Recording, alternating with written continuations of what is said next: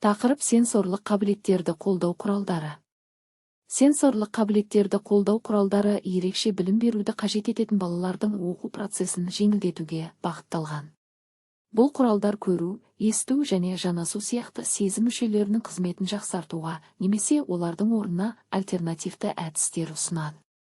Мысалы, экрандық оқырмандар көру қабілеті шектеулі оқушыларға мәтінді дауыс арқылы оқып береді, ал мәтіндік сөйлеу құрылғылары есту қабілеті төмен балаларға ақпаратты визуалды түрде жеткізеді. Брайль дисплейлер мен тактильді карталар зағип балаларға оқу материалдарын қолмен сезіну арқылы түсінуге көмектеседі. Арнайы клавиатуралар мен тактильді кері байланысы бар құрылғылар жанасу арқылы ақпарат қабылдауды жеңілдетеді. Дыбыстық сигналдар мен вибрация қолданылатын мобильді қосымшалар сенсорлық қабілеттері шектеулі оқушылар үшін ақпаратты қабылдаудың балама жолдарын ұсынады. Интерактивті тақталар мен адаптивті құрылғылар оқушылардың оқу процесіне белсенді қатысуына мүмкіндік береді.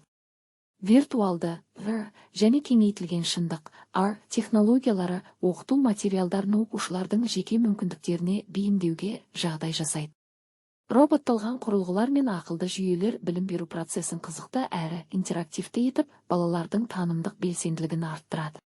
Мұндай құралдар инклюзивті білім беру ортасында барлық оқушыларға тең мүмкіндіктер беріп, олардың оқу материалын тиімді меңгеруіне көмектеседі.